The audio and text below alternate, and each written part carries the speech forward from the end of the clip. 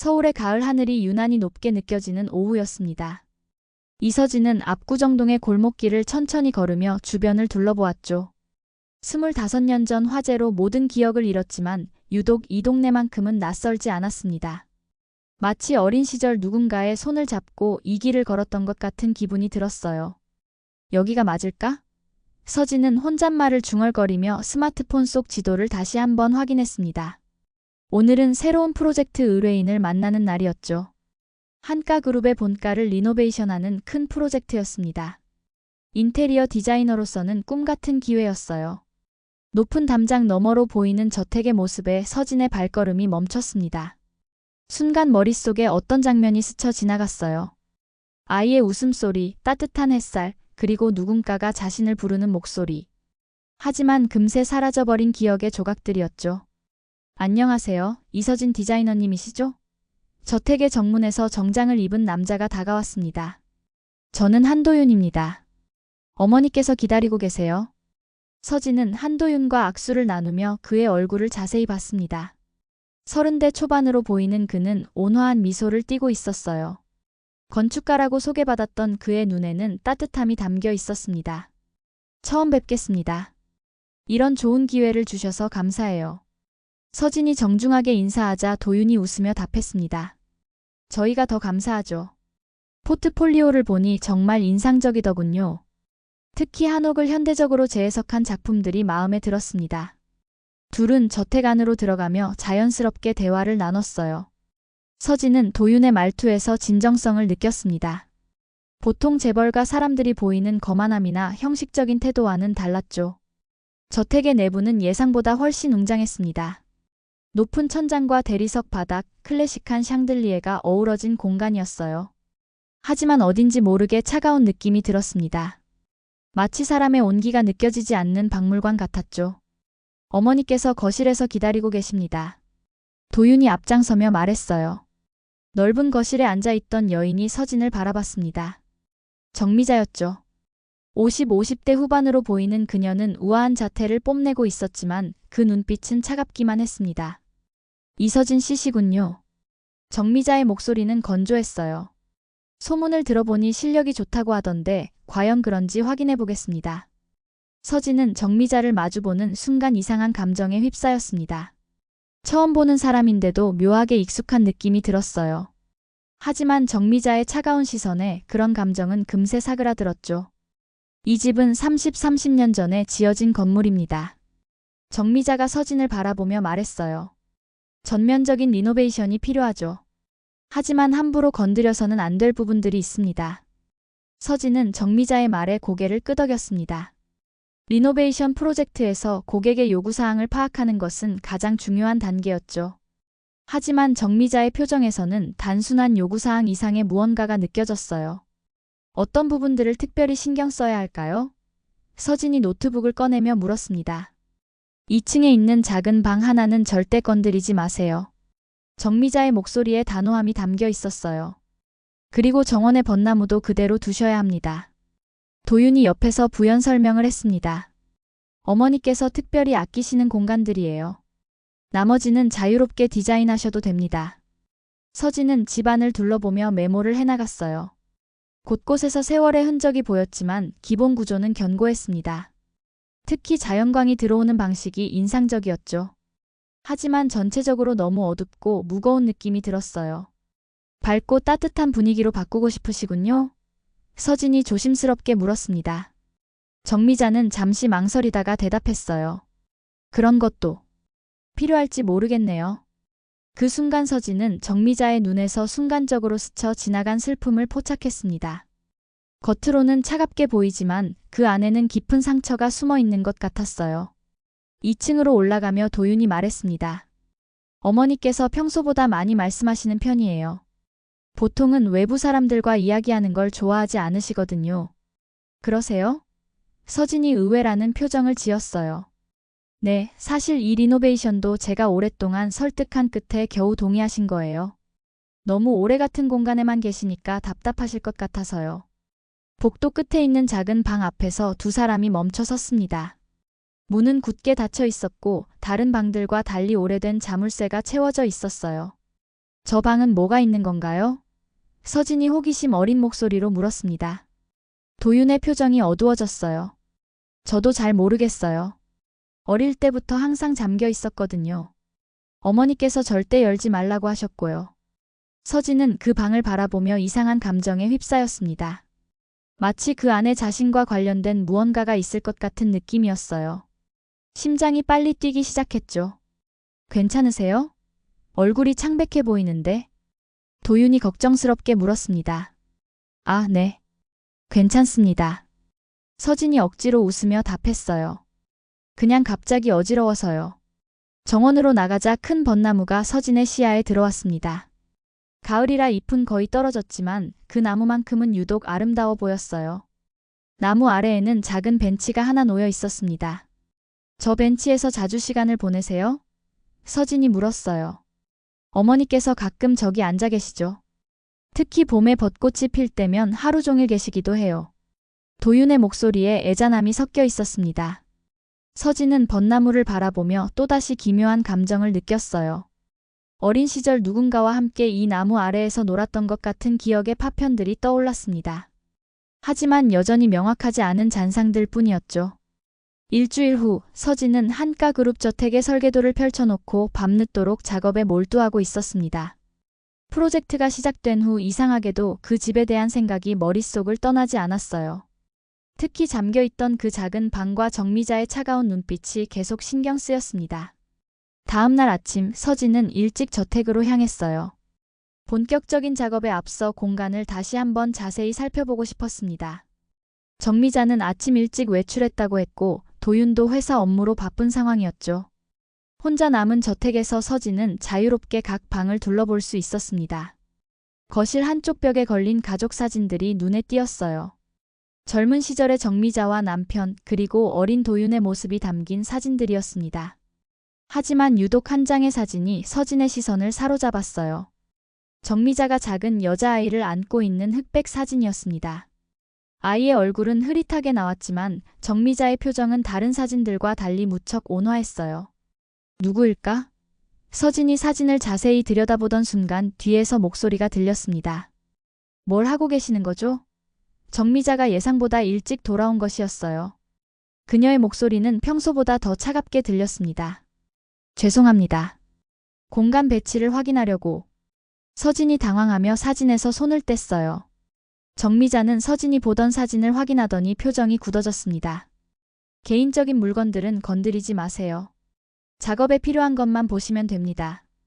네, 알겠습니다. 서진이 고개를 숙였지만 마음속으로는 의문이 더욱 커져갔어요. 오후에 도윤이 돌아왔을 때 서진은 조심스럽게 물어봤습니다. 혹시 누나나 여동생이 계셨나요? 도윤이 고개를 저었어요. 아니요, 저 혼자예요. 왜 그러시죠? 아, 그냥. 가족 사진을 보다가 궁금해서요.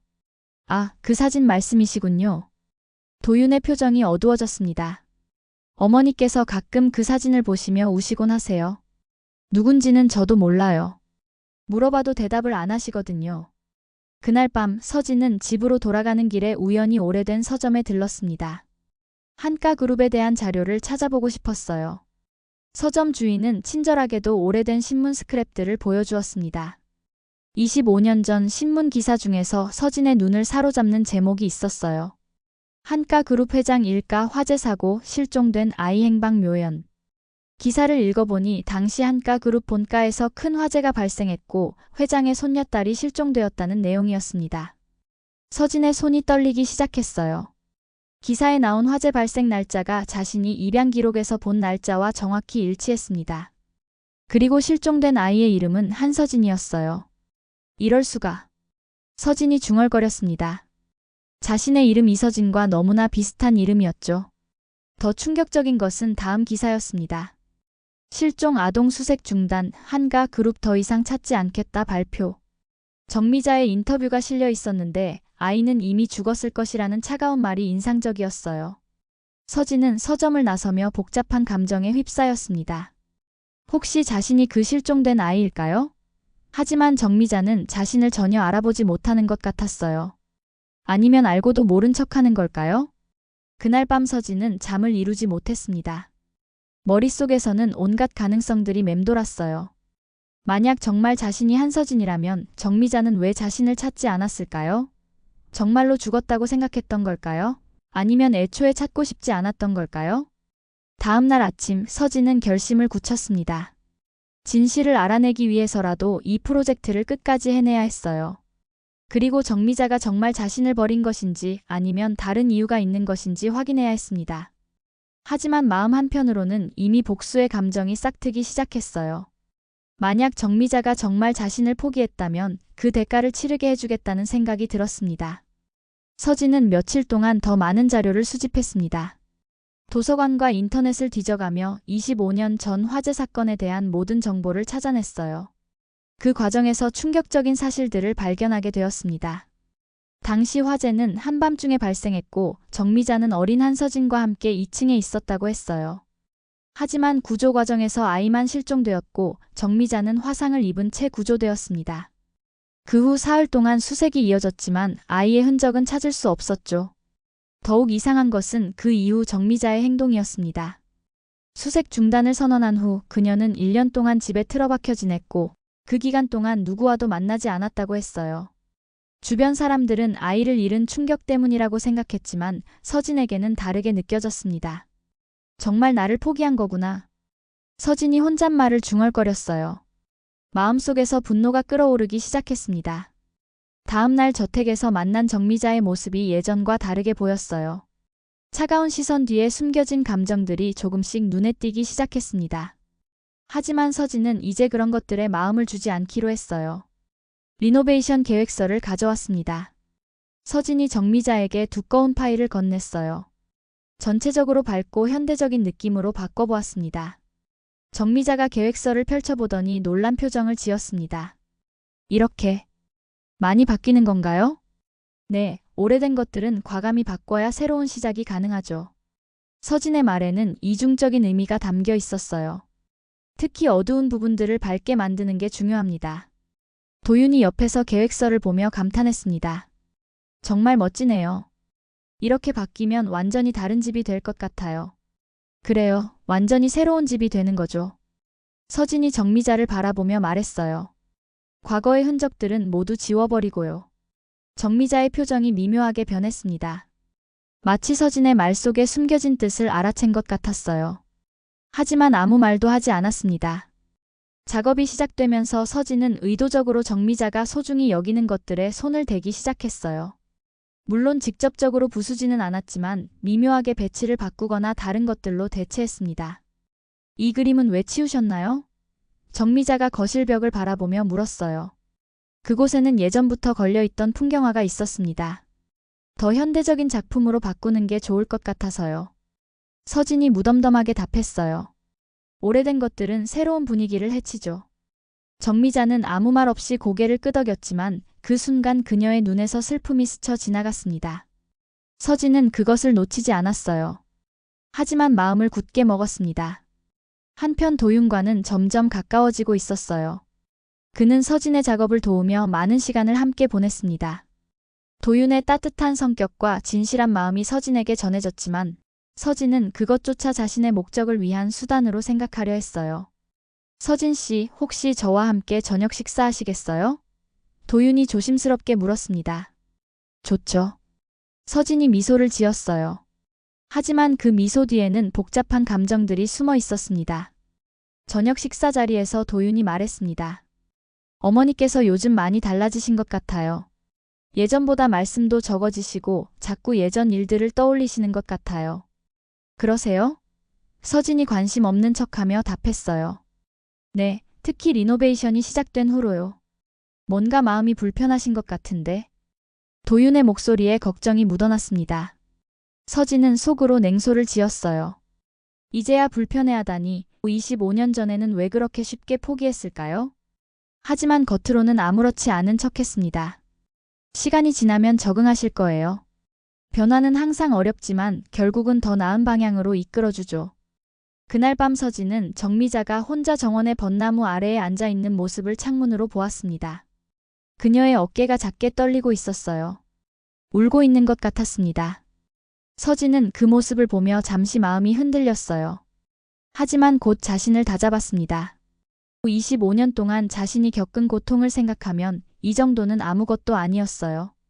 복수는 이제 막 시작되었을 뿐이었습니다. 며칠 후 서진은 우연히 정미자의 서재에서 오래된 일기장을 발견했습니다. 먼지가 쌓인 책장 뒤편에 숨겨져 있던 것이었어요. 호기심에 이끌려 펼쳐본 일기는 25년 전부터 시작되었습니다. 첫 번째 페이지를 읽는 순간 서진의 손이 떨리기 시작했어요. 서진이가 없어진 지 일주일이 지났다. 매일 밤 그 아이의 목소리가 들리는 것 같다. 엄마, 엄마 하고 부르는 소리가. 서진은 일기를 계속 읽어나갔습니다. 페이지마다 정미자의 절망과 고통이 고스란히 담겨 있었어요. 병원에서 화상 치료를 받으면서도 서진이 생각만 한다. 그 아이의 작은 손을 놓쳐버린 순간이 계속 떠오른다. 더 충격적인 내용이 이어졌습니다. 불길이 너무 거셌다. 서진이의 손을 잡고 있었는데 계단이 무너지면서 놓칠 수밖에 없었다. 그 순간 서진이가 아래로 떨어졌고 나는 구조대에 끌려 나왔다. 다시 들어가려 했지만 막아섰다. 서진의 눈에서 눈물이 흘러내렸어요. 이어지는 내용은 더욱 가슴 아팠습니다. 서진이를 찾기 위해 모든 수단을 동원했다. 전국의 병원과 고아원을 다 뒤졌다. 하지만 아무 소용없었다. 경찰은 화재 현장에서 발견된 타다 남은 옷 조각을 보며 아이가 죽었을 거라고 했다. 일기는 계속되었어요. 오늘도 서진이를 찾으러 나갔다. 사람들은 이제 그만하라고 한다. 남편도 지쳤다고 한다. 하지만 어떻게 포기할 수 있겠는가? 내 딸인데? 하지만 몇 달 후의 일기는 절망으로 가득했습니다. 더 이상 희망을 가질 수 없다. 1년 동안 찾아다녔지만 아무런 단서도 없다. 정말 서진이는 그날 밤 죽었나 보다. 내가 손을 놓지 않았다면, 내가 더 빨리 움직였다면. 서진은 일기장을 덮으며 혼란에 빠졌어요. 자신이 알고 있던 것과 완전히 다른 이야기였습니다. 정미자는 자신을 버린 게 아니라 필사적으로 찾아다녔던 것이었어요. 그때 뒤에서 목소리가 들렸습니다. 그걸 어디서 찾으신 거죠? 정미자가 서재 입구에 서 있었어요. 그녀의 얼굴은 창백했고 눈에는 당황스러운 빛이 떠 있었습니다. 죄송합니다. 책장 정리를 하다가. 서진이 당황하며 일기장을 내려놓았어요. 정미자가 천천히 다가와 일기장을 집어들었습니다. 이런 걸 보셨군요. 죄송해요. 개인적인 건데 함부로 봤네요. 서진의 목소리가 떨렸어요. 정미자는 잠시 일기장을 바라보다가 서진을 똑바로 쳐다봤습니다. 혹시 당신도 아이를 잃어본 적이 있나요? 네. 서진이 놀라며 되물었어요. 당신을 보고 있으면 자꾸 옛날 생각이 나요. 잃어버린 내 딸 생각이. 정미자의 목소리가 점점 작아졌습니다. 비슷한 나이였을 텐데 지금 살아있다며. 서진은 가슴이 두근거렸어요. 정미자가 자신을 알아보는 걸까요? 아니면 단순히 비슷한 나이 때문일까요? 어떤 아이였는데요? 서진이 조심스럽게 물었습니다. 정미자의 눈에 눈물이 맺혔어요. 똑똑하고 착한 아이였어요. 엄마만 찾으면서도 항상 웃고 있었죠. 그런데 내가 그 아이를 지켜주지 못했어요. 분명 어머님 잘못이 아닐 거예요. 아니에요. 내 잘못이에요. 정미자가 고개를 저었어요. 그 아이의 손을 놓친 건 나니까요. 끝까지 붙잡고 있었어야 했는데. 서진은 정미자의 진심 어린 후회와 고통을 느꼈습니다. 이제까지 품고 있던 분노가 조금씩 흔들리기 시작했어요. 정미자는 정말로 자신을 사랑했고 지금도 그 죄책감에 시달리고 있는 것 같았습니다. 하지만 서진은 아직 확신할 수 없었어요. 만약 정미자가 정말 자신을 그리워하고 있다면 왜 자신을 알아보지 못하는 걸까요? 아니면 정말 모르는 걸까요? 그날 밤 도윤이 서진에게 말했습니다.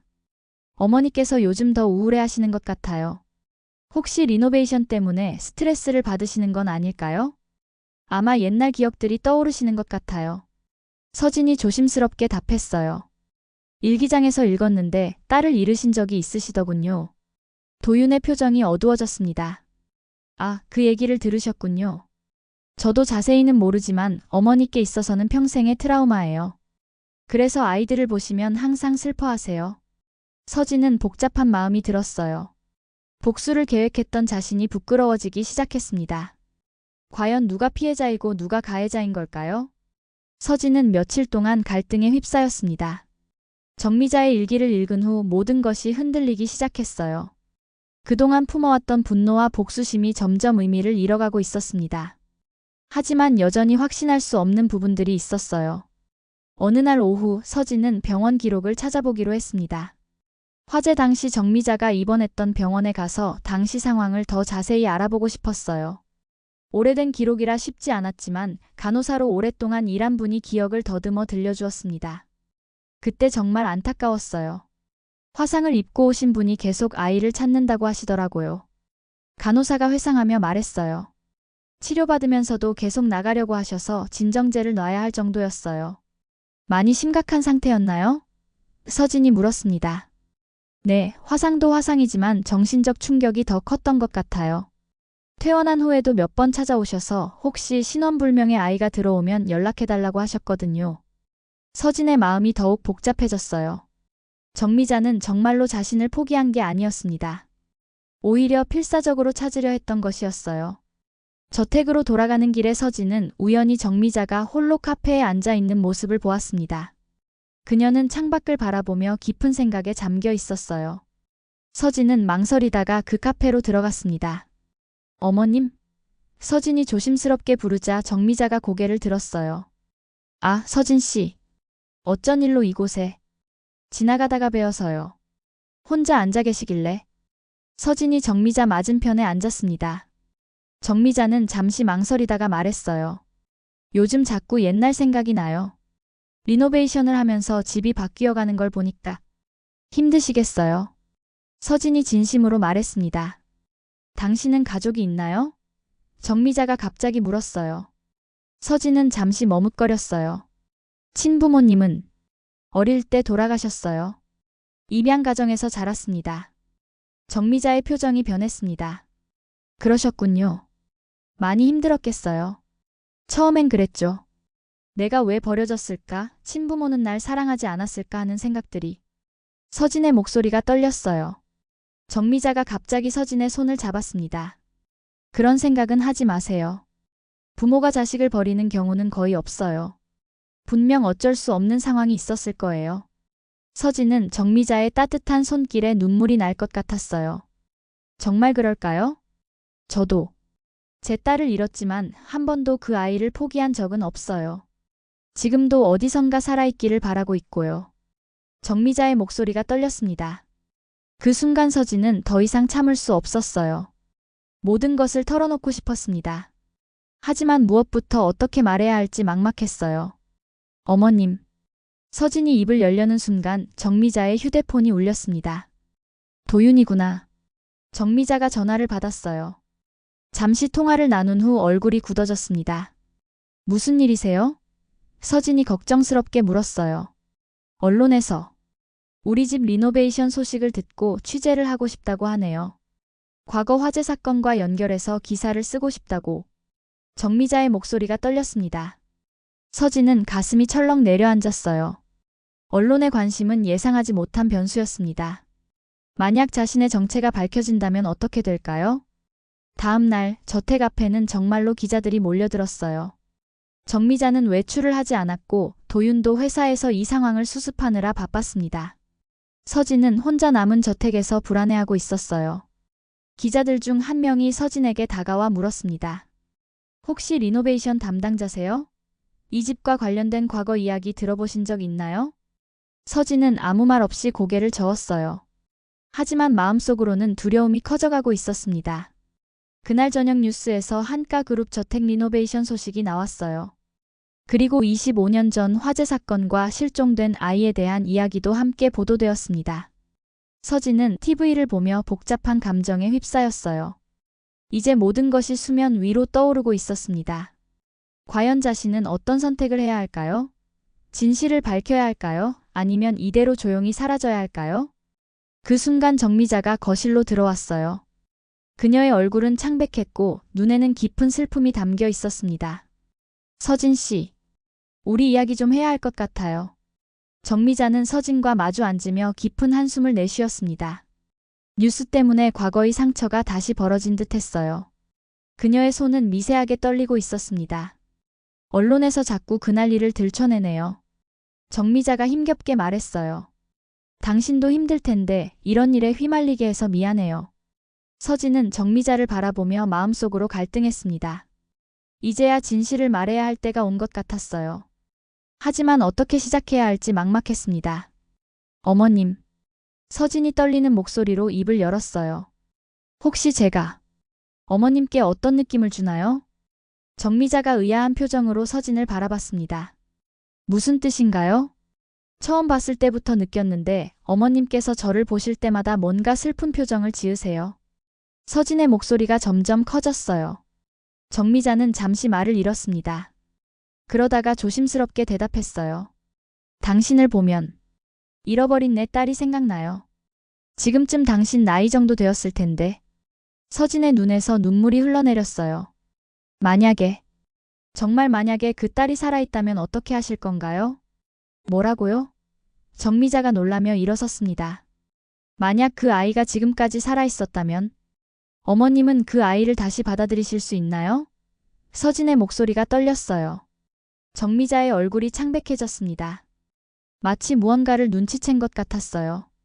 당신, 혹시 그때 갑자기 정미자가 가슴을 움켜쥐며 숨을 헐떡이기 시작했습니다. 얼굴이 하얗게 질리더니 그대로 바닥에 쓰러졌어요.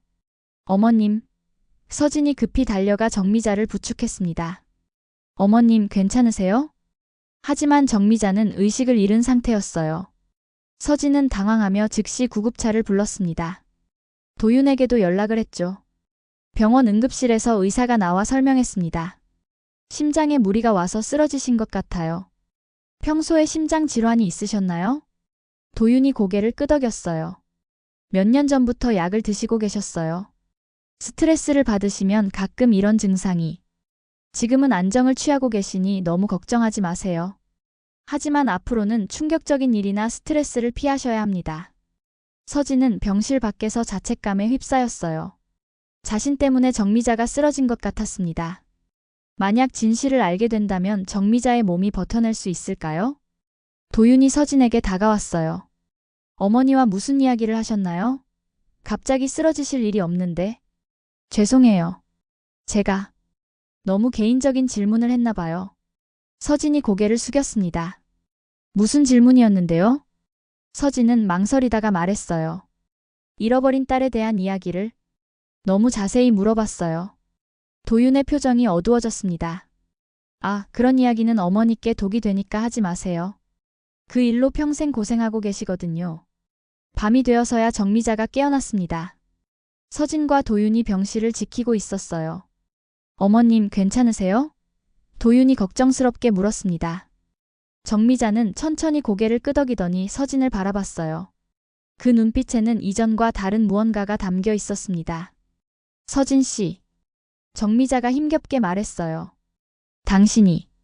설마. 어머님 지금은 말씀하지 마세요. 충분히 휴식을 취하셔야 해요. 도윤이 말렸습니다.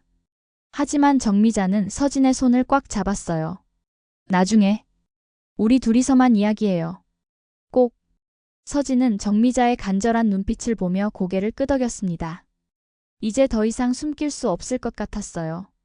그날 밤 서진은 병원 복도에서 밤을 새웠습니다. 내일이면 모든 것이 밝혀질 것 같았어요. 과연 정미자는 자신을 받아들일 수 있을까요? 그리고 자신은 정말로 용서할 수 있을까요? 복도 창문 너머로 보이는 새벽 하늘을 바라보며 서진은 생각했습니다.